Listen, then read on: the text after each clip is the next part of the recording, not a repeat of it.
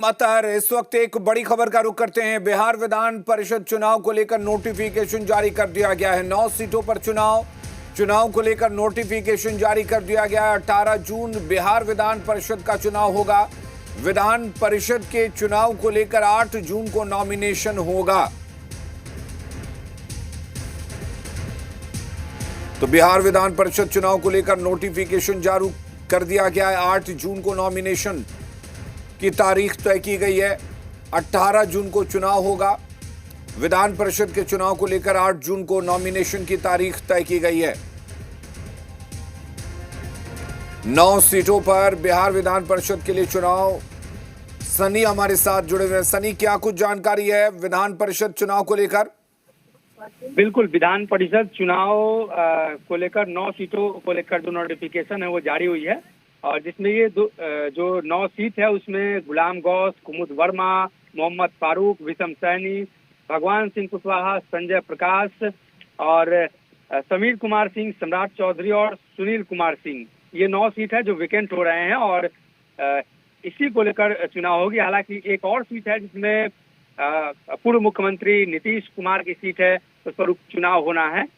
तो कुल मिलाकर कहें तो ये 10 सीटों पर चुनाव होनी है और नोटिफिकेशन जारी की गई है।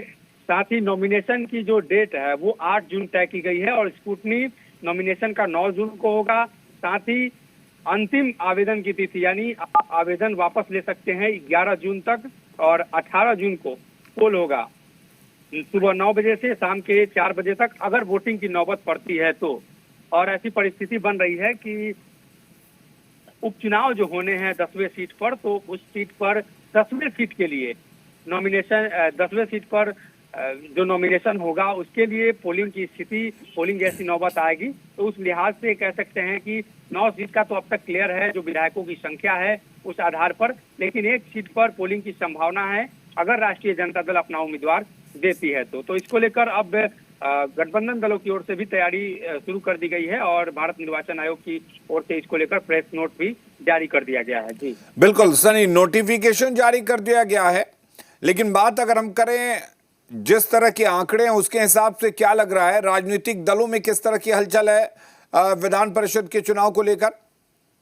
बिल्कुल, राजनीतिक दल अपने अपने समीकरण को साध रहे हैं और किस दल को कितना सीट देना है ये महत्वपूर्ण है। और इस लिहाज से एनडीए गठबंधन के अंदर 3-3-1-1 का फॉर्मूला अब तक सामने आया है, जिसमें 3 जनता दल यूनाइटेड, 3 भारतीय जनता पार्टी और 1 राष्ट्रीय लोक जनशक्ति पार्टी रामविलास और 1 राष्ट्रीय लोक मोर्चा।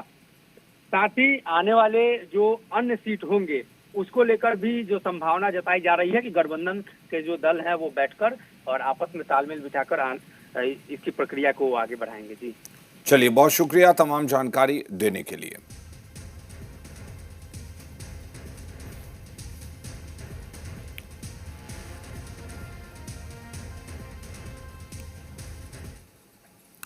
मुख्यमंत्री सम्राट चौधरी ने प्रधानमंत्री मोदी